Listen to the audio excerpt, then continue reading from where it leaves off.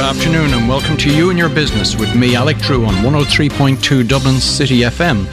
Each week we invite an expert from the world of business to share their knowledge, insights and tips to help you reduce costs, increase profits and drive efficiencies.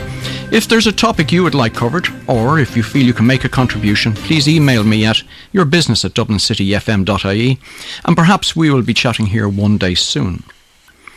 My guest today is a sales presentation expert and international speaker. He speaks on the subject of authentic leadership, thinking differently, and persuasion. He is the author of Persuade and Purpose, How to Create Presentations that Influence and Engage. I'm delighted to welcome Eric Fitzpatrick of ARC Speaking and Training to the You and Your Business studio. Hey Alec, delighted to be here today. Great, and delighted to have you, Eric. We've been waiting for some time to get you on. I think we had to take your family as hostages just to try and get you on the show. How quickly can I have them back? You're grand, we'll sort that out. Listen, I'm going to start as I always do with our guests here, just to kind of warm you up a bit. It's the last year of school. You're in school. What are you thinking? What are you going to be doing? Last year of school, I know the one thing I wasn't thinking about was my last year of school. I have two daughters, and when they were in sixth year, I noticed how they were ready to move on. They had time to move on to what they wanted to do next. For me, it was slightly different. I didn't know what I wanted to do next, but I knew I didn't want to be in school. Right. The result of it, Alec, was that I ended up leaving with a failed leaving cert. All right. And yet, ironically, I sit here today doing something that I absolutely love for a living.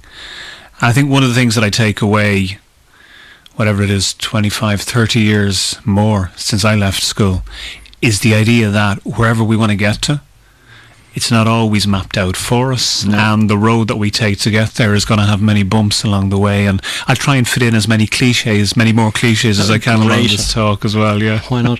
I do know you had an interest in soccer at the time.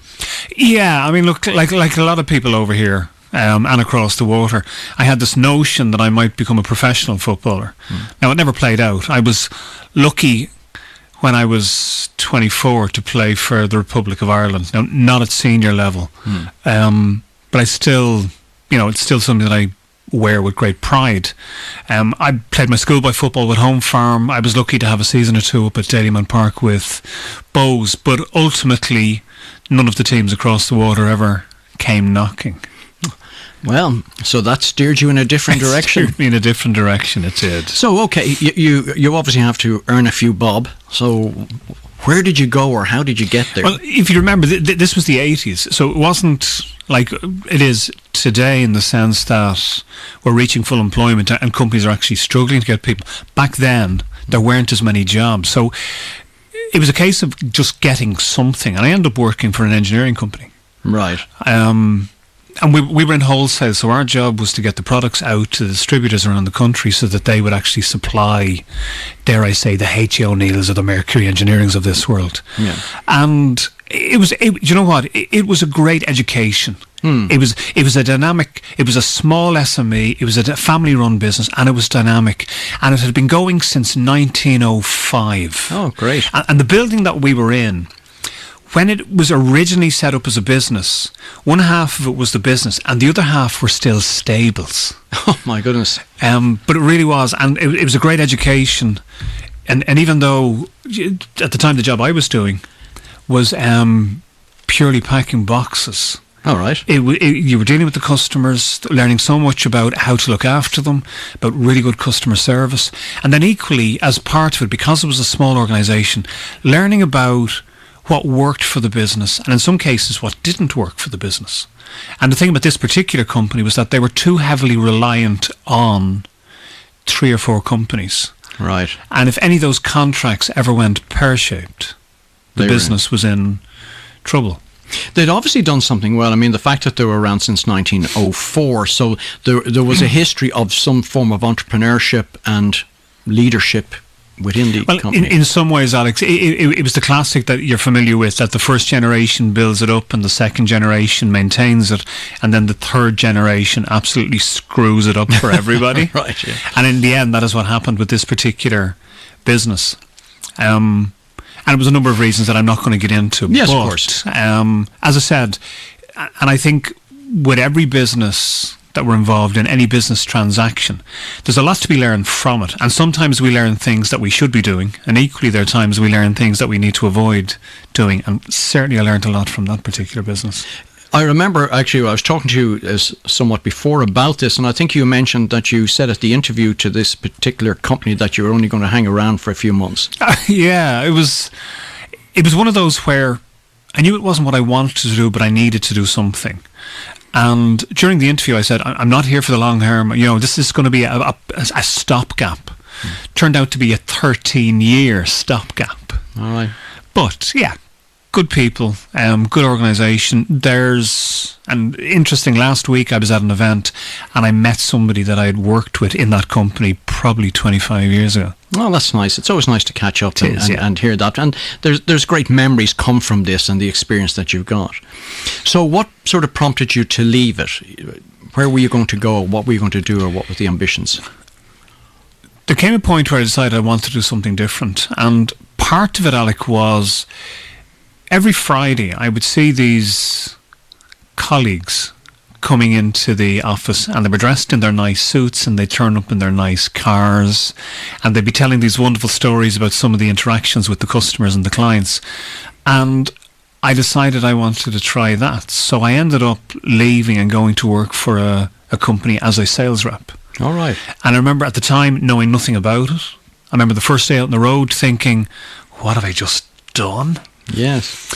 And the very first customer that I went to visit with this new company, I deliberately picked them, having done a bit of research, because they always gave us, it was an order for about £1,000 every month, guaranteed. Right. And I walked in very first day, and the guy brings me in, sits me down in his office, and I could see the sheet of paper with the list on it. And I'm going, yes, right decision.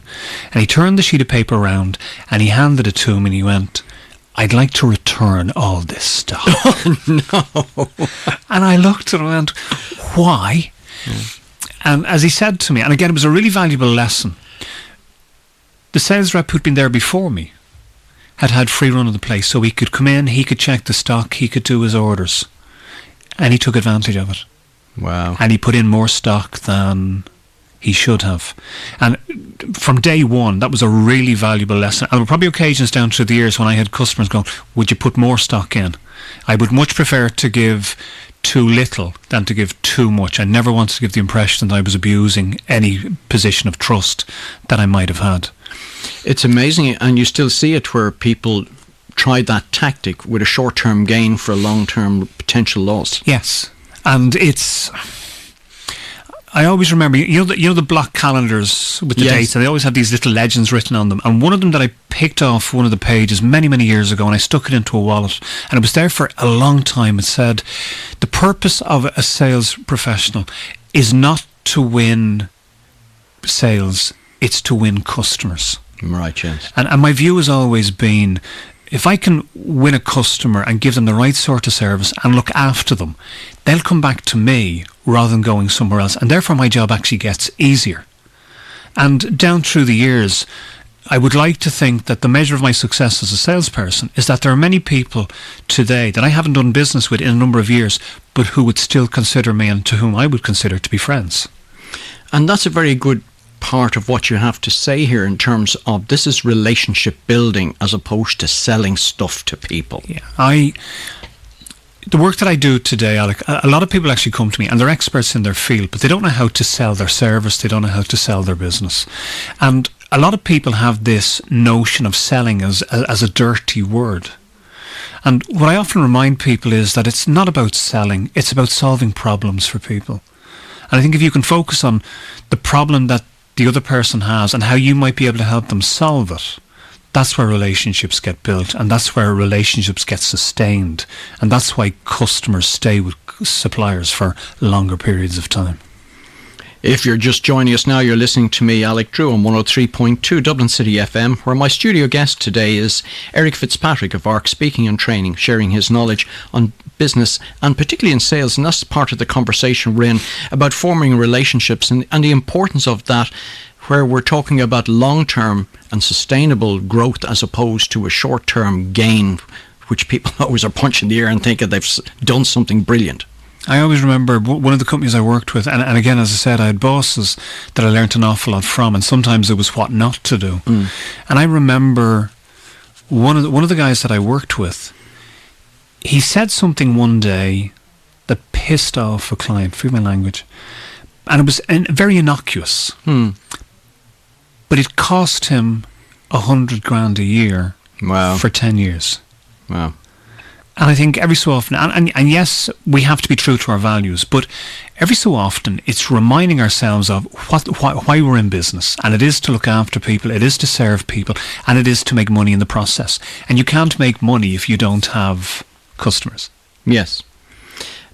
A lot of people seem to get thrown into the whole sales environment without any sort of formal training. This I would sort of deem as a weakness of business. Agreed 100%. You wouldn't ask somebody to look after your books if they weren't a qualified accountant. You wouldn't ask somebody to sort out the legal issues if they weren't a qualified solicitor. And yet, every day in this country, people fill positions with unqualified, sales positions with unqualified people. I know there are organisations trying to do something about it, but very often a poorly trained or a non-trained salesperson will do more damage to your business than good. And I think you're dead right, it's something that needs to be addressed. I think also it's very important to understand the dynamics of salespeople. Another classic mistake is to take your top salesperson and make them a sales manager. Yes. You've been doing really well in that job. We're going to put you into this job. We're going to give you no training. We're going to give you no support. It's a completely different job, but you'll be a success. And yes, and what often happens is, not only does that top salesperson not enjoy being a sales manager, but they end up either leaving and taking their knowledge and experience elsewhere, or they end up trying to do the job that they were being paid to do previously because it's more comfortable to them, more familiar with it, and they stop being a sales manager, and therefore they're not helping the team develop and grow as well. So yeah, it's a big challenge on occasions. And there's a cliched phrase about sales being the lifeblood of businesses, and in that sense there's an irony attached to this idea of just throwing bodies at the problem of trying to generate more sales. I think they should be highly trained professionals. And even that, the notion of calling themselves professionals, we don't do it enough. We call them sales executives, we call them sales representatives or whatever. It should be sales professionals. And if you can be a sales professional, then you can conduct your business in a very, very different way. And I go back to what you said, it's all about building relationships and developing those relationships so that you can actually win a lot more business an awful lot more easily. Yes, because I think as you identified, you were talking about the sort of notion of salespeople as being the sort of second-hand car person that we see so often with the Dell boys and that. People get tarred with that brush, unfortunately, when in fact companies are there to support other companies in their endeavours to increase. And your job is to find that path of least resistance. I remember many, many years ago, we were talking about this very, very briefly earlier. In 2005, I bought a brand new car through a company I was working with. And I always remember going to about 4 or 5 car dealers, and most of them, exactly as you said, there was almost, dare I say, a slimy feel. I felt like there was something. I felt I had the wool was being pulled over my eyes. In the end, the guy that I bought the car from, when we sat down, first thing he did was he asked me if I wanted a cup of tea or a cup of coffee. Right. Everything for the first 10 minutes after that was him asking questions as opposed to sharing information. He made no attempt to sell me a car until he was 100% clear about what I was looking for, what was important to me, what I could afford to spend. And I always remember walking away going, it was a fabulous example of somebody being very, very professional. And I think often on occasions with sales people, if I phrase it that way, we're very keen to sell the product, the service, the idea that we have.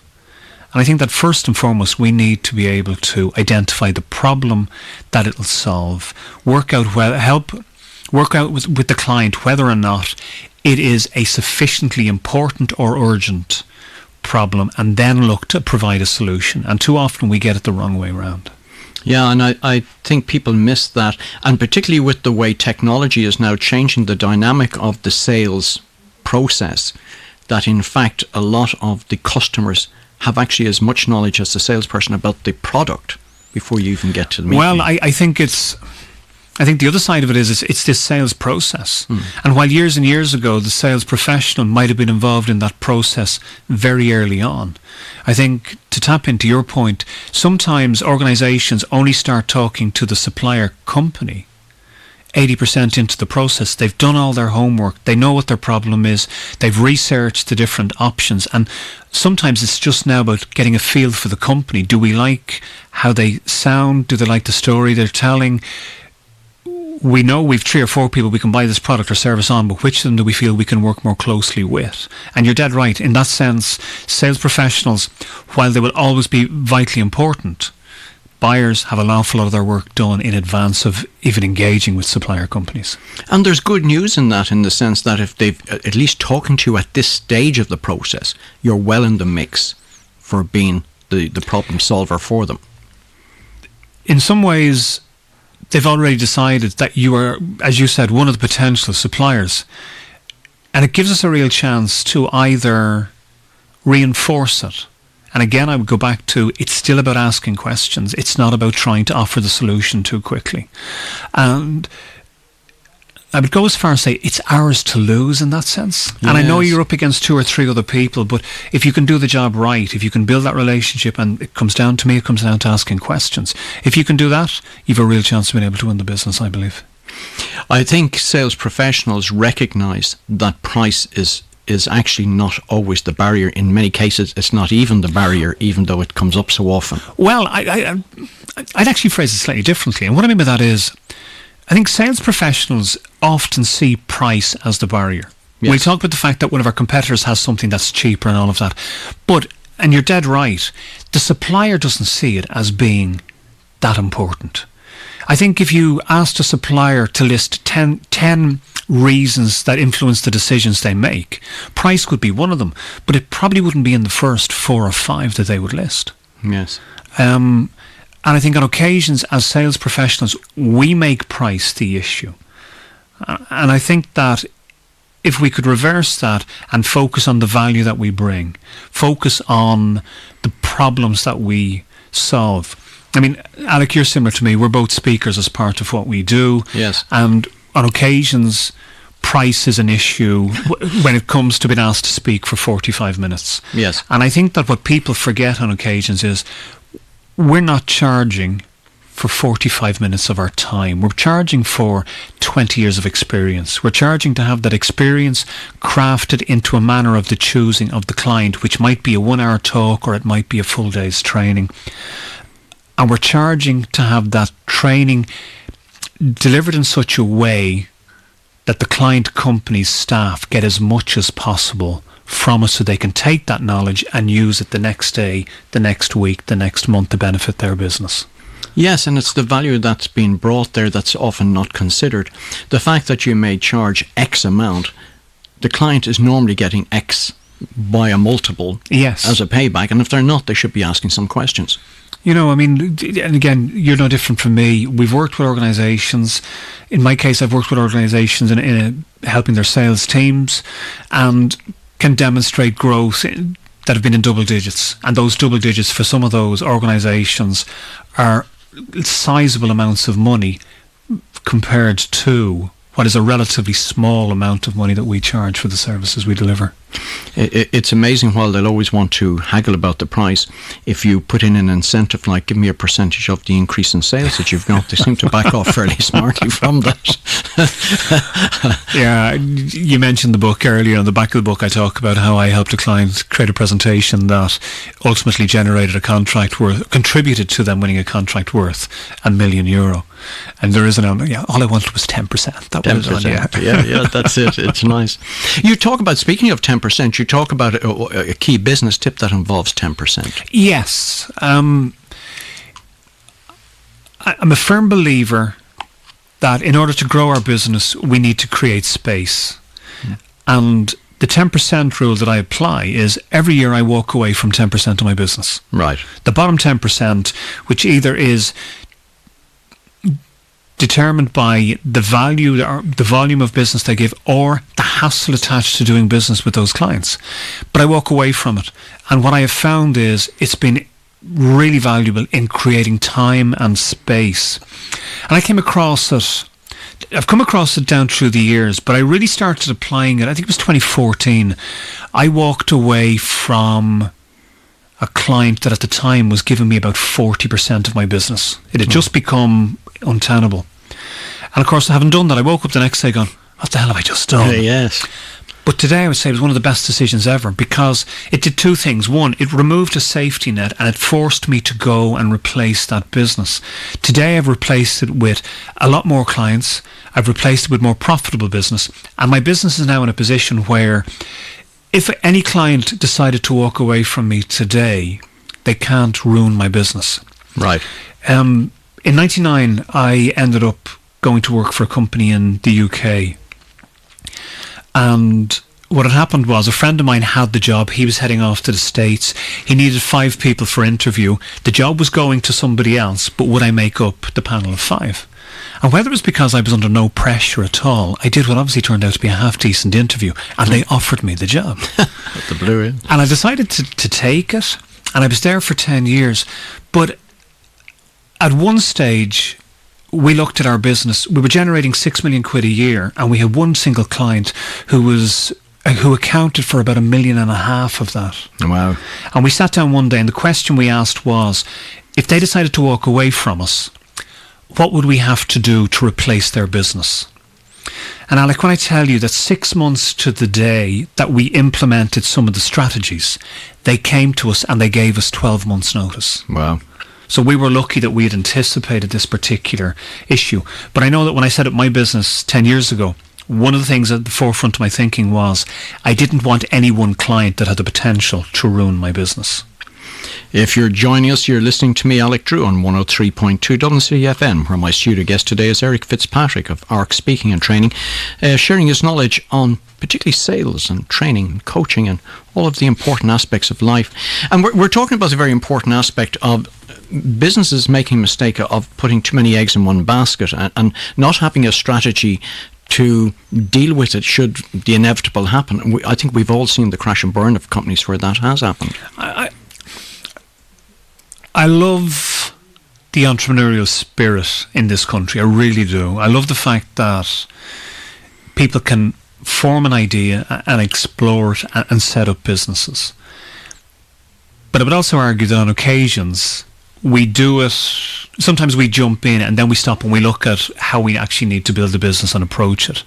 And you're right, there are certainly occasions when we don't take a strategic look. And one of the areas, and down through the years, that company that I worked for from 1999 to 2009, I would travel to 32 counties, and a huge number of the clients that we did business with, they were small SMEs, they were family run, and you looked at owners who wanted to come to the end of their working days and enjoy their retirement, and they had nothing in place to be able to pass on their business or to sell on their business or to be able to enjoy the lifestyle that they wanted to enjoy when they retired.